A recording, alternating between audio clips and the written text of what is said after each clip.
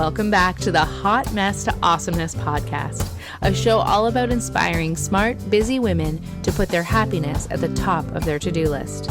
Join your host and life coach, Dion Thompson, as she chats with amazing women who have figured out how to make their happiness a priority, and more importantly, what it's really like to go from hot mess to awesomeness. And now, on with the show.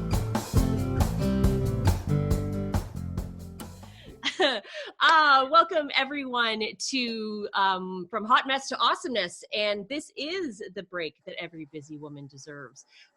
We have been evolving over the past few weeks, and so we are in sort of a next level evolution today, and I am so excited to have Jo, is it Mazgay? Is that how you say that? That's how you say it. Yeah. Perfect. Being someone with a name that gets mispronounced all the time, I'm always like, I probably should have asked before. However, here we are. That's okay.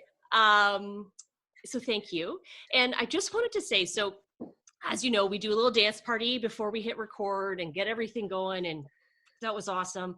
And while we were dancing and I was sort of watching myself and, you know, pop my eyes open and check everybody else out every once in a while, I was reminded of this moment when I first started doing this and we started doing these dance parties, and I realized how uncomfortable I was with the idea of dancing and other people would see me if they were looking. And I'm not thinking everybody was watching me, but I think there was that moment, and it brought me back to your yoga.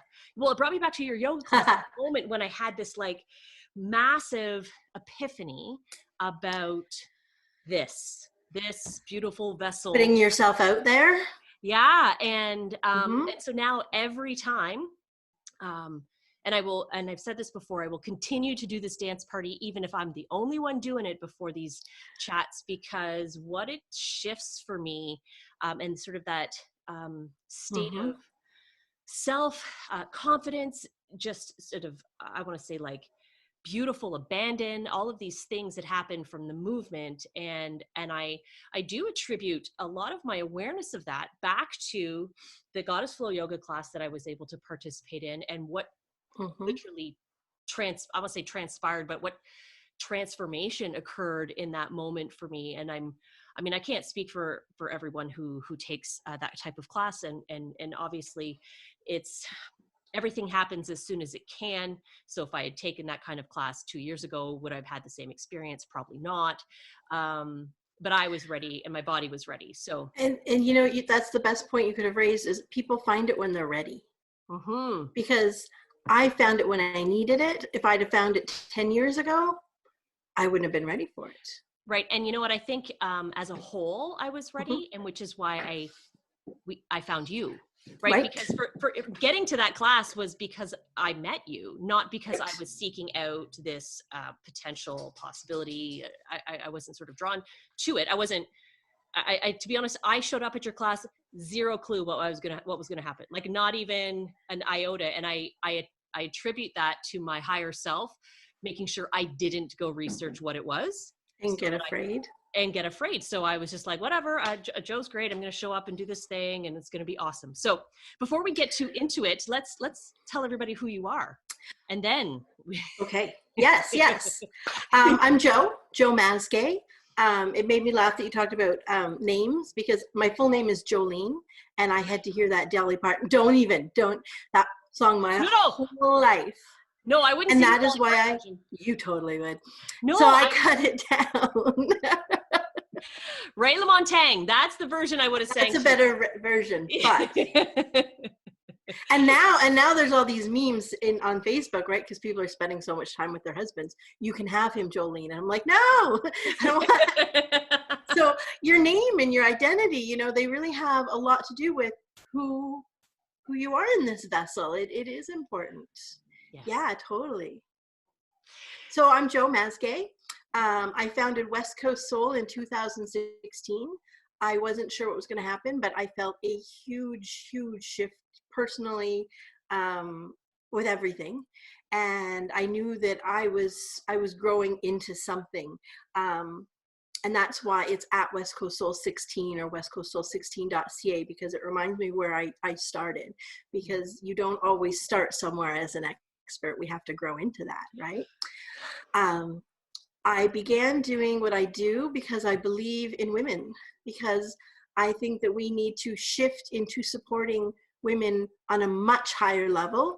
I think that we have been domesticated, to put it kindly, to see women as competition, to push one another down to get higher ahead, to blame one another for all of our anything that's happened to us in our lives. And it's got to stop. We have to support one another.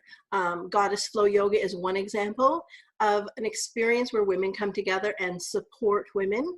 My women's circles have been, you run women's circles, they're the most magical thing I could ever facilitate, and to be able to hold space where women start to shift, and to see a woman make that shift is worth it all right there for me.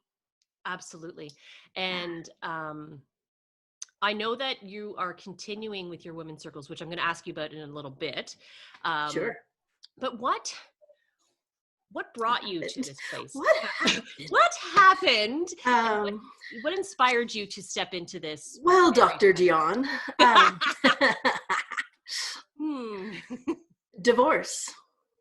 At 40, I went through a divorce. I was, to say I was shocked would be, to say I had my eyes closed, really. Life got difficult. There was a lot of, kids, sickness, a lot of stuff that life just got difficult. But all of a sudden, I was on my own, and I had 4 kids at home, plus an extra, 2 dogs. I had 2 busted ankles from doing the Warrior Dash. And all of a sudden, it was just me. And this crazy thing happens at 40. We'll get to that after. But somebody showed up at my door. A couple of people did. But came to my door with no intention, with no ego, with no I told you so, quite simply to hold space and what you need. And it was really mind-blowing, because in 40 years, that was probably the first time I'd experienced that.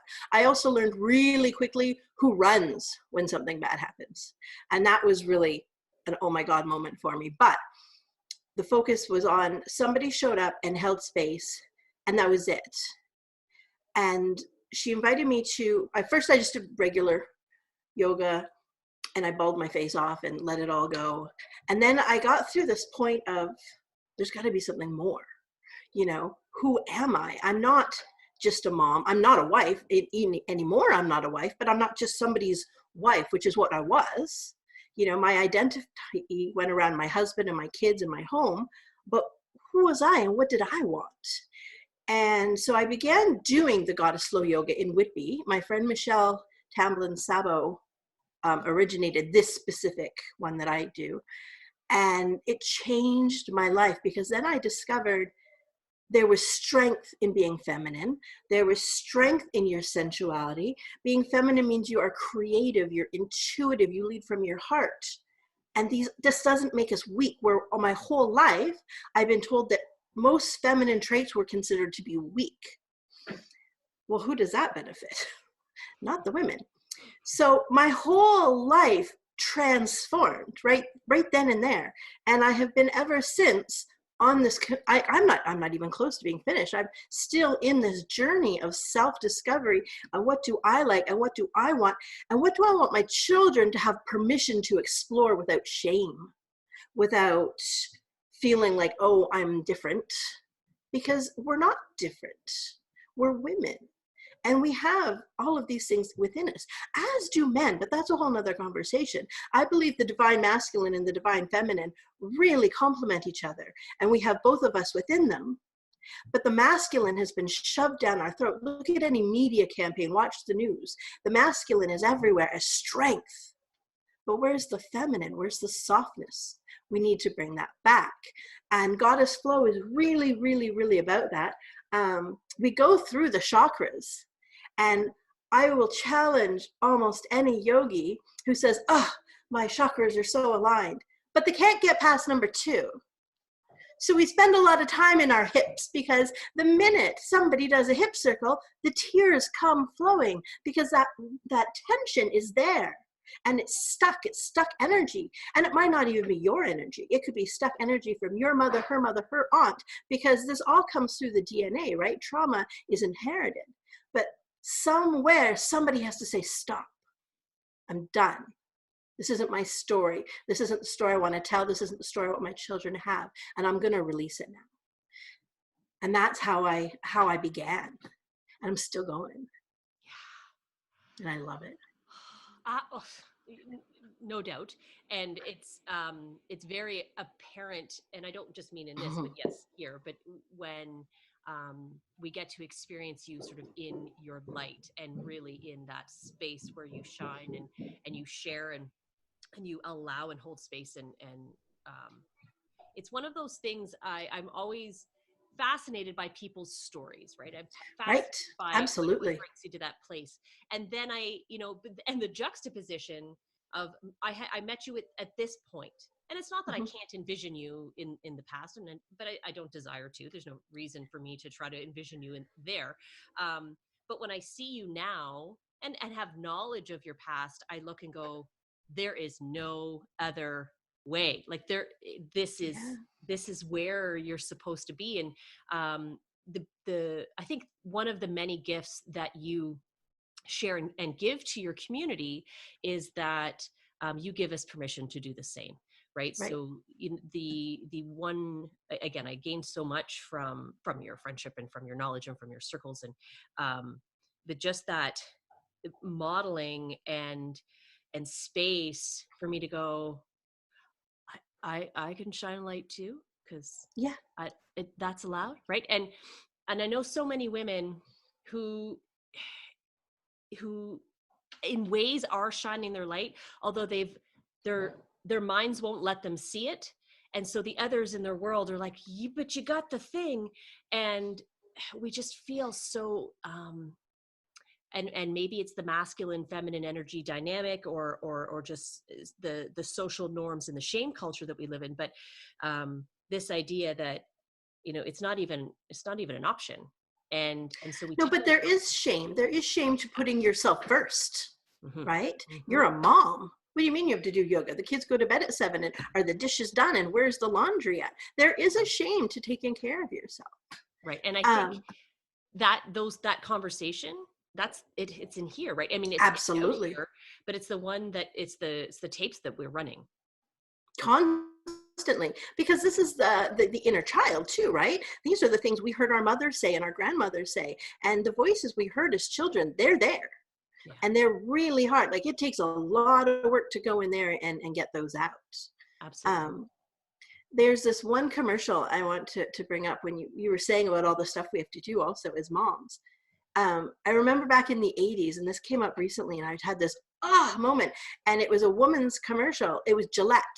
Never let them see you sweat, right? The mom does everything with ease, because you don't want to bring embarrassment to not being able to put it out there, not being able to show yourself, not being able to do everything and hold it all together.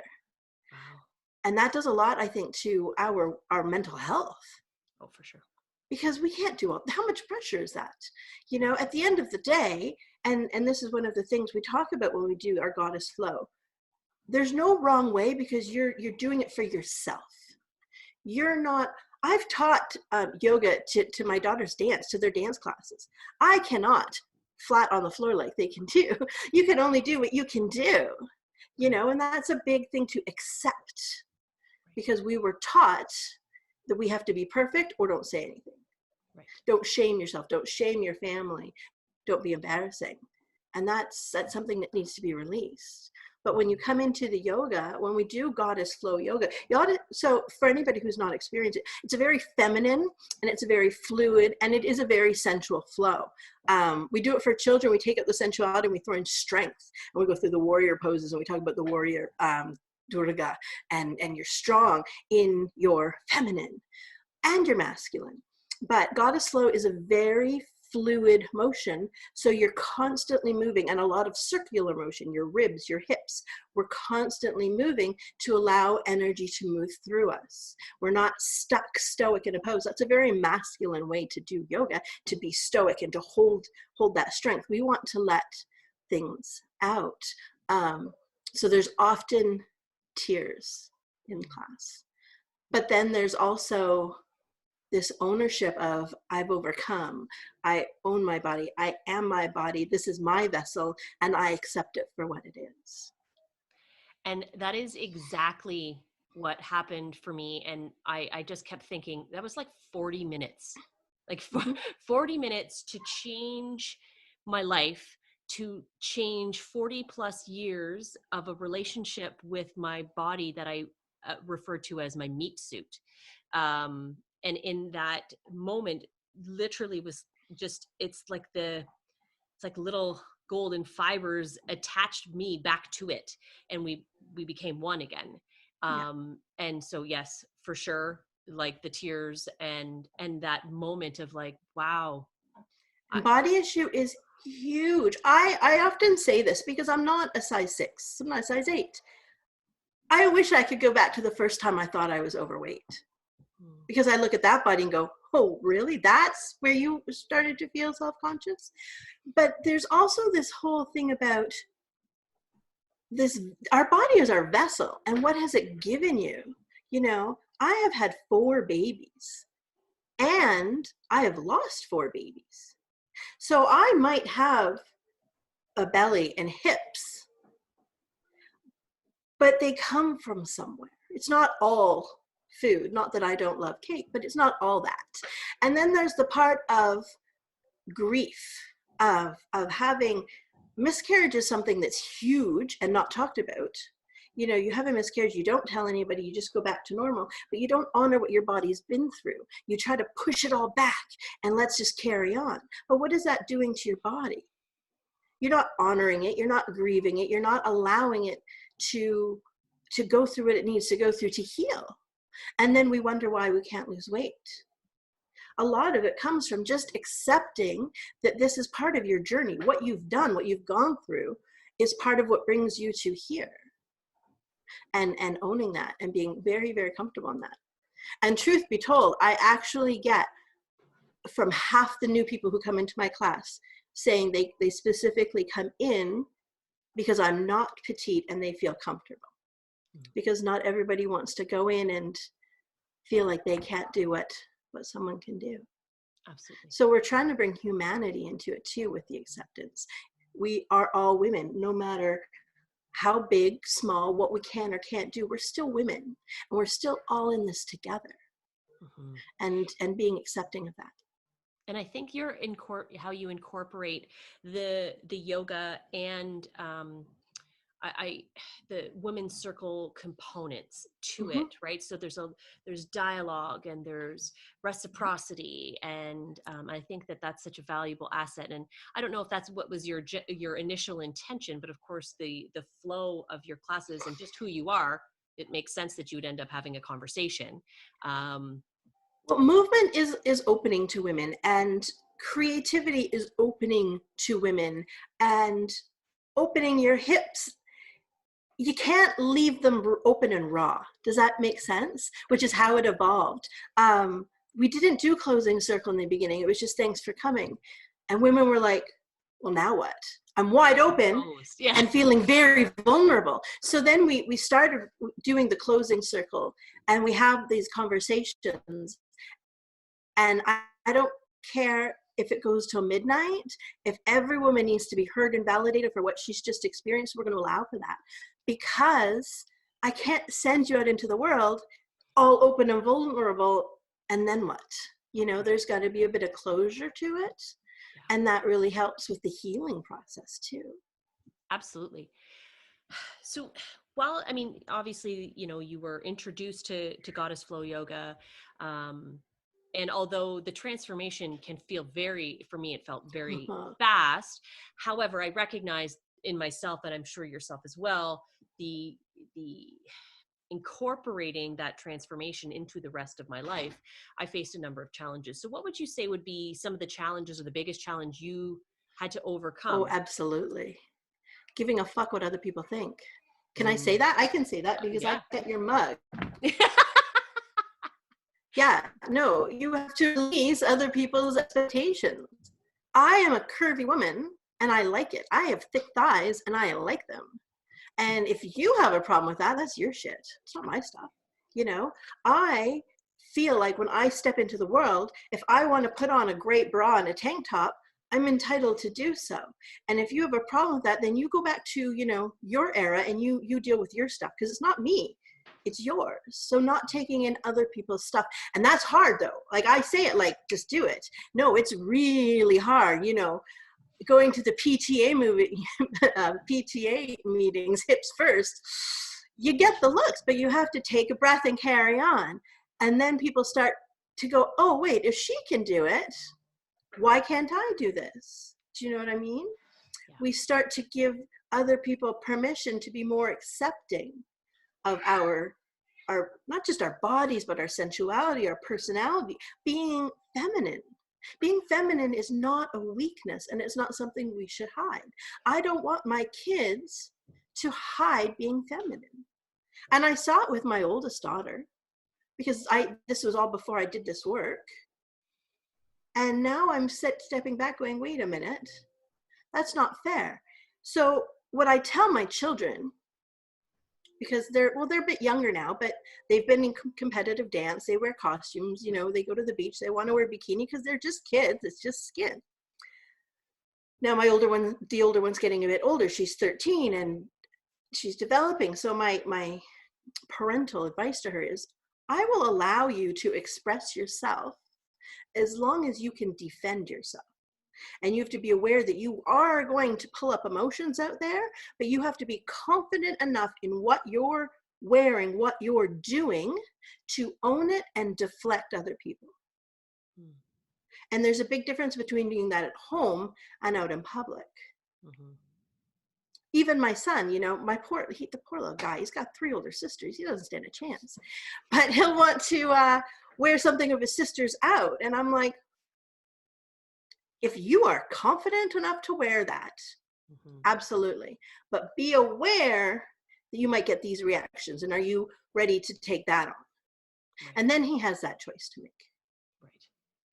And sorry, my brain is going to my children and envisioning how they too have a unique sense of self and self-expression and style. And, you know, there's been moments where my little inner whatever has gone, oh, okay, so I'll just wait to see what happens when she gets home, kind of thing. And right, but whose stuff is that though? That's your exactly. stuff. That's my stuff. So then I go, okay, well, that's ridiculous.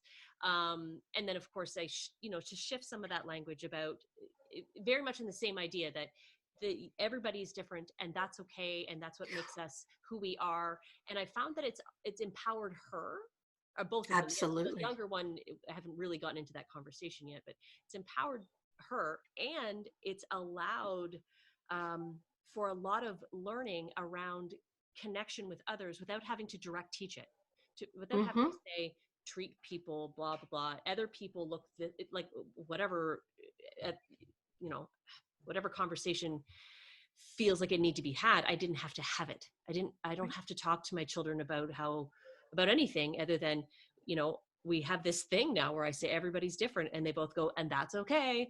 Like this little thing. And then when they see individuals who do things differently than them, they're like, cool, that person's like, my daughter went up to somebody at Kelsey's. It's a teenage girl and her mom having dinner, and the girl had these beautiful, beautiful dreadlock braids. They're just amazing. Stunning. And my daughter's like, her hair is so pretty. Whoa. And I'm like, did you want to go talk to her? Can I? Yeah. So she went over there. She's like, excuse me, I think your hair's really pretty. Can you tell me more about your hair? How do you make that happen? And like super just, take the mystery out of our differences and absolutely, that's work together. important. And the other thing too is touching on what you're talking about is when you get out in the real world, we go through school in boxes. They want to teach us in boxes. This is the way it's done. Don't question authority. But then you get into a job and they want you to think outside a box. How are you going to stand out? How are you going to be different? So I really think that we need to really own our individuality, own who we are. Now, I'm not saying you're a woman, you should lead with your hips. But what you need to do is discover who you are and be confident in that. I believe that you have the feminine and you have the masculine. We each have a pendulum within, and it can move to the masculine, to the feminine. Because I'm telling you, after I went through my divorce, I went flying to that masculine because it felt safe. I got the biggest, blackest truck you ever saw because I felt safe.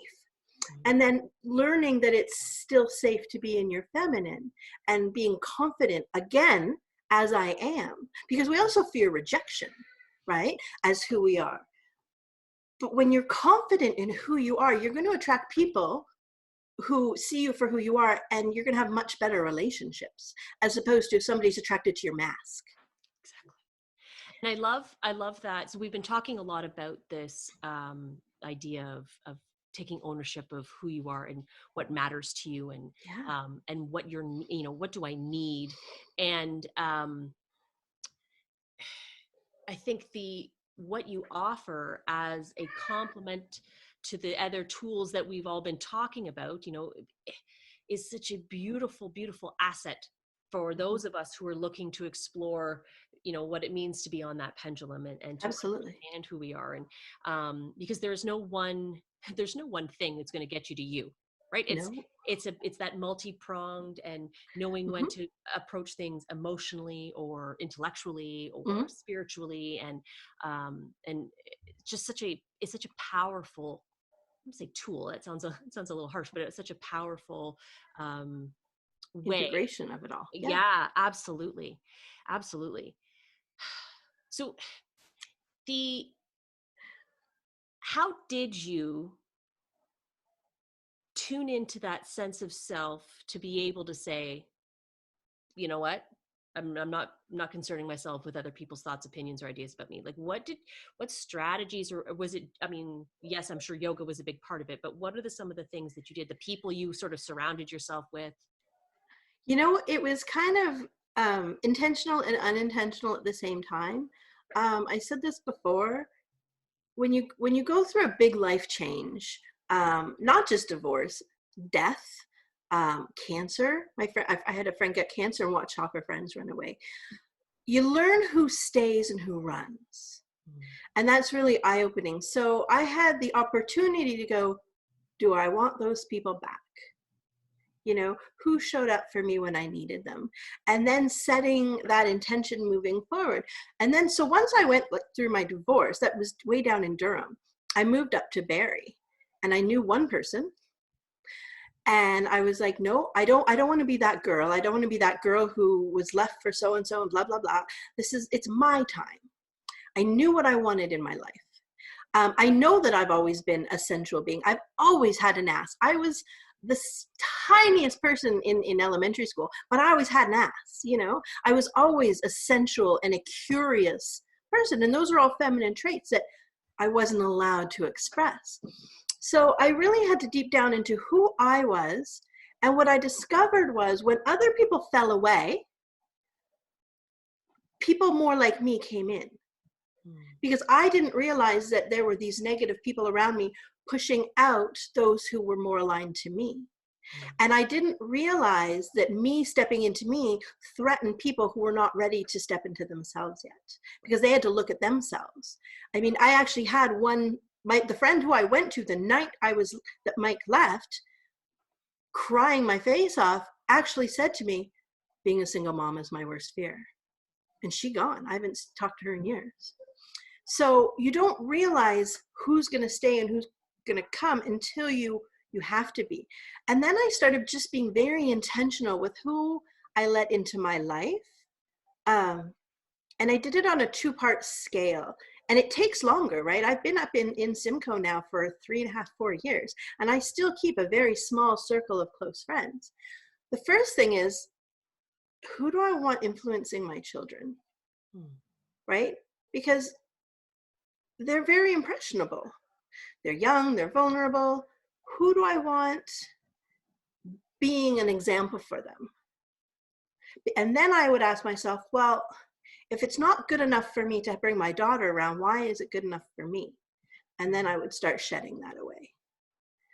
Because we have to understand our worth of people. And, you know, there's a certain, I want community. I want kindness. I want genuine. I'm not interested in the ego. I've been there. It didn't work for me.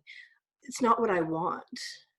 And so the minute I feel it, I smile, I nod, and I carry on. I just don't take it in, if that makes sense. Absolutely. And very much aligned with, again, a lot of the really great conversations going on right now, because if there's one thing that I'm noticing is happening a lot is the communities of people who are focusing on,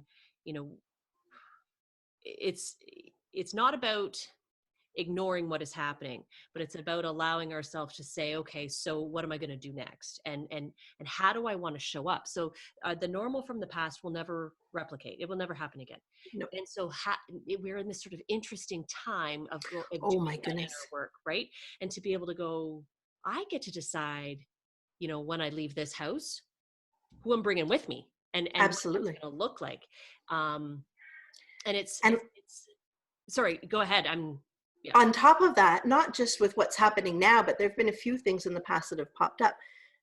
People's true colors come up real fast. Mm-hmm. If somebody's complaining about having to stay home, or you can see anger or, unresolved feelings towards how this is directly affecting them and not thinking about the bigger picture, you really get a better viewing mm-hmm. of people's true colors. And I always use these times, I delete people all the time from my social media. I'm like, and I had someone say to me, why don't you just pause them? And I'm like, I don't think I need to do that. I don't need to keep that energy there and go back and see if maybe it's changed. If it's changed, it'll come back.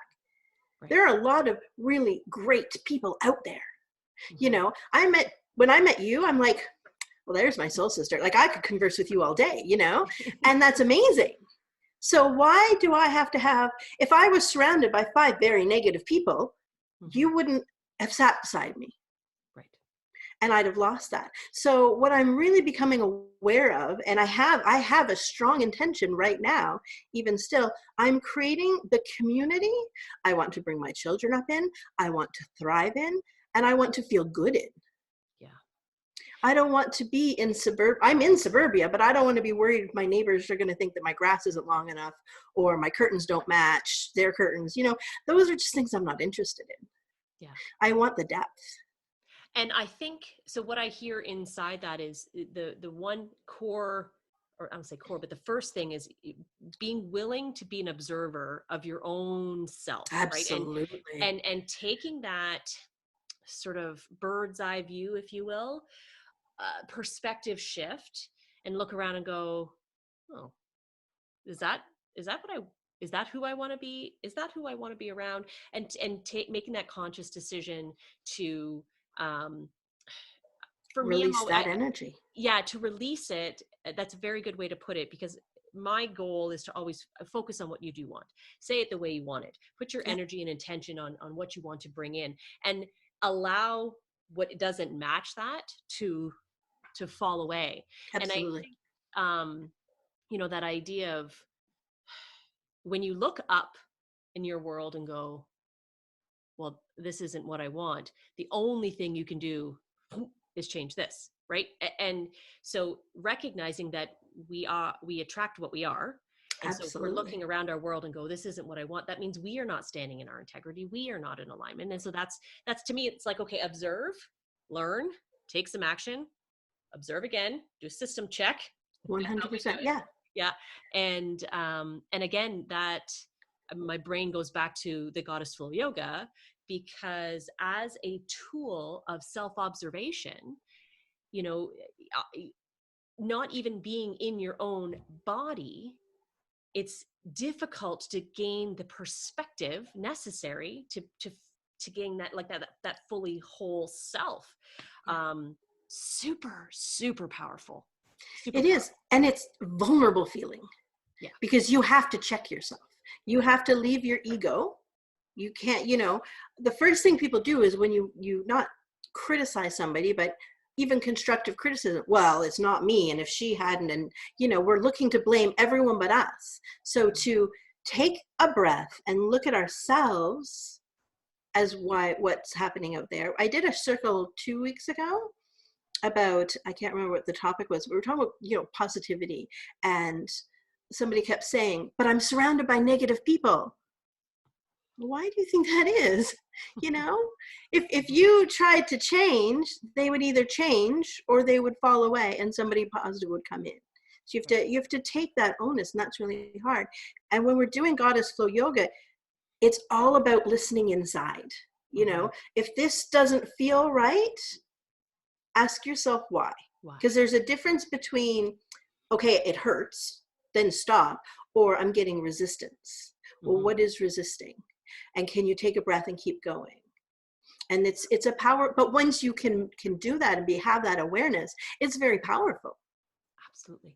It's funny, I'm equating the experience I had, and perhaps others do as well, what you're describing, of you feel something and then you question it by moving your body again, different ways, right? Like going, okay, well, what about this? And what about this? And why? Where is this coming from?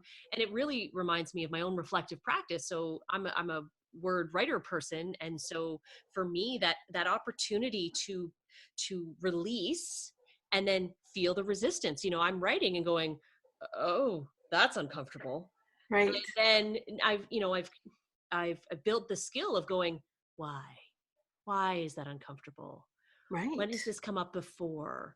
What could be getting in the way? What feelings, and then you start getting, it's that idea of curiosity. So when you said that earlier, I was like, ting, because I truly believe that the two elements for me and for women, in order to be able to make shifts, and especially if you're sort of, I don't say you're doing it alone, but you're focusing on the inner work, is compassion and curiosity. So compassion for self and others, curiosity about yourself and about others. So in the same way that, there's people on your Facebook or in your world and you kind of go, that's not what I want to be doing. And not to be spending a lot of time there, but to be like, my sense of compassion says that you have your own shit, and that it's okay that you have your own stuff, because I'm not here to fix you or save you.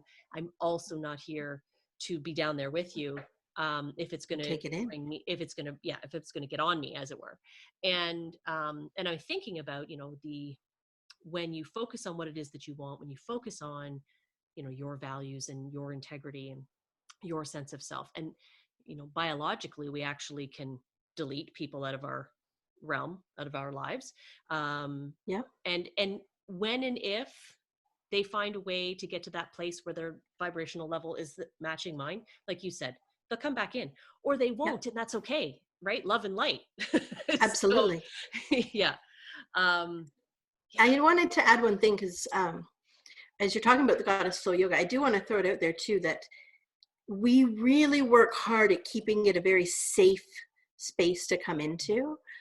There are no mirrors and the lights are low, because I don't want you comparing yourself to her, to me, to you. This is your journey, and your comfort levels can be much, much different. I have women who will come in just to have space held. I have had women come in who will put down their mat, lay down the whole 2 hours. I just want to be in your space. I just want the energy. So we really work hard at maintaining a really safe space, so that you don't feel vulnerable when you hit those soft spots, or to grow, or to cry. And I appreciate that personally, and I appreciate, again, that you recognize, and that we as a community recognize that how important that is. Because like you said, that idea of strength and the feminine sense is about that being willing to be vulnerable and owning the strength that lies in there. And Absolutely. to have the space to do that is crucial. So these are unique times. Are they ever? And are they ever? And what would you say you are most proud of in this moment? Something that you've learned, manifested, gained, taken in from everything that's transpired up till this point? I would say that I'm most proud of figuring out who the truth is of who I am, not who I should be. Since the day we're born, we're shoulded to death.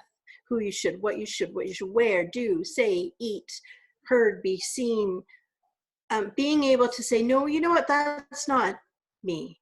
This is me. And I'm confident in that. And having the confidence to know that I'm not everybody's cup of tea. And that's okay. I'm very well aware that I'm not following the norm. Very well aware of that. And to know that I can own that and be okay in that is incredible. To know that this is my body and it's working for me and I still love her is a big thing. To show my children too. I don't want them to grow up in body shame because they've seen me swearing at myself in the mirror. And I am very, very proud of my children, of being a mom, of showing them that there are other ways. And they're all unique. My children are so different from one another. I didn't know there were such 4 distinct different personalities. It's boggling my mind. But to allow them to do that, to say, what is your passion? Okay, let's follow that. What is exciting you today? Well, let's explore that. That I like, because we're doing this distant learning. It's awesome. And I am not going to say anything negative about it because, the teachers didn't set out to do this either. I can't imagine the stress they're under, but holy shit.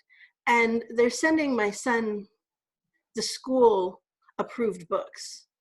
And he can't sit still and he can't read them because they're boring. So I'm like, okay, let's get an Avengers book or a Pokemon book. If you can pronounce those names, then you're reading, and being able to show them, okay, just because this is boring you can still read over here, and showing them to follow their passion. Yeah. I'm really proud of being able to do that with them. That's beautiful. I often say, and I didn't make this up, but, children are excellent mimics and terrible interpreters.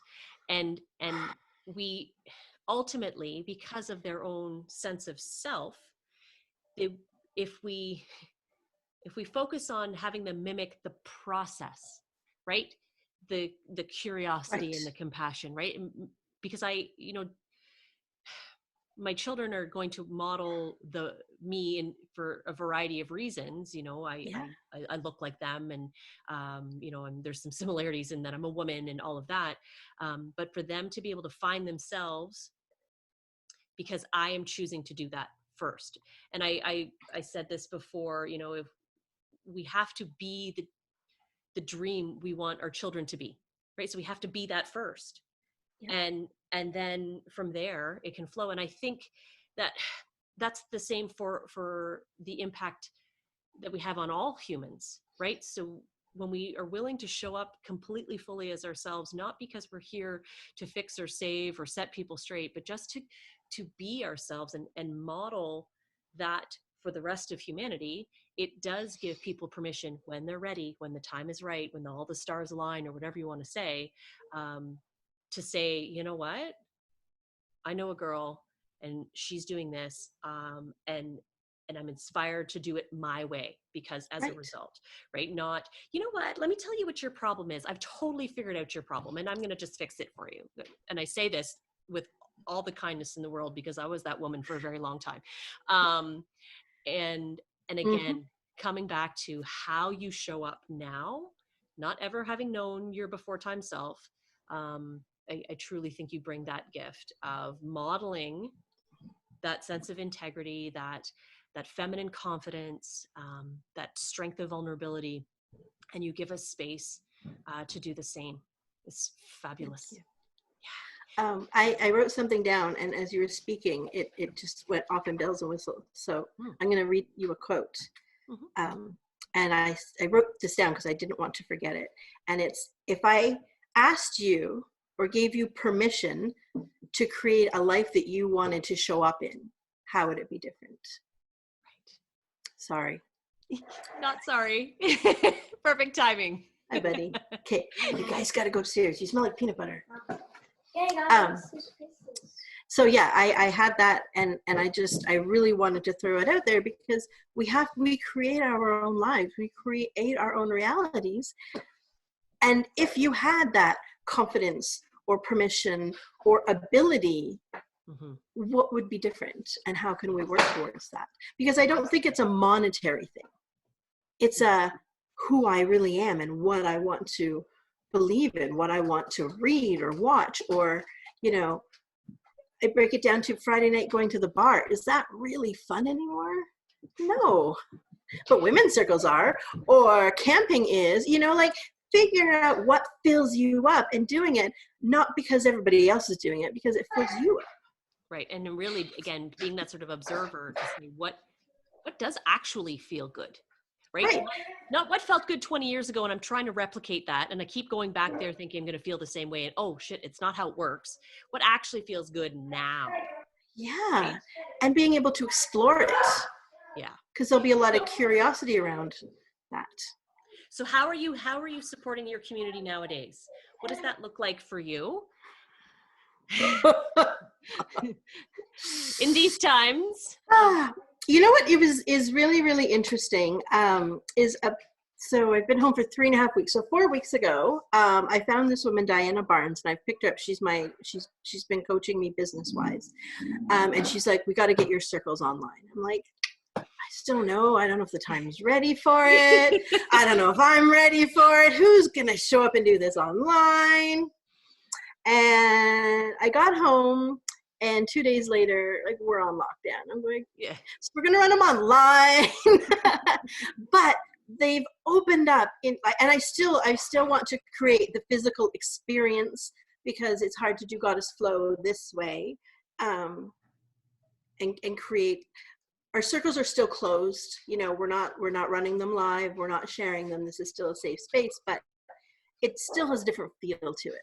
So we've really had to, as you have, really change it up and figure out what's going to work now. But what's happening is the whole country's coming in, which just tickles me, because I'm West Coast soul, because I'm from BC, born and raised on the ocean, right? You never lose that.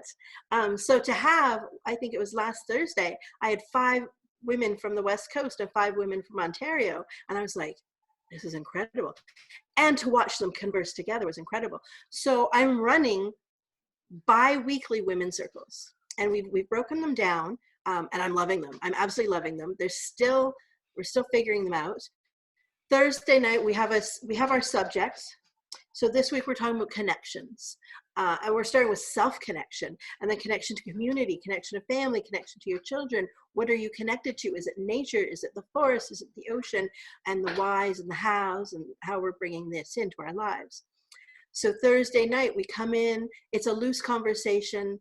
It's a bit more open, and we talk about these things, and then we process them for 2 days. We come back at Saturday, and then I give the women the platform.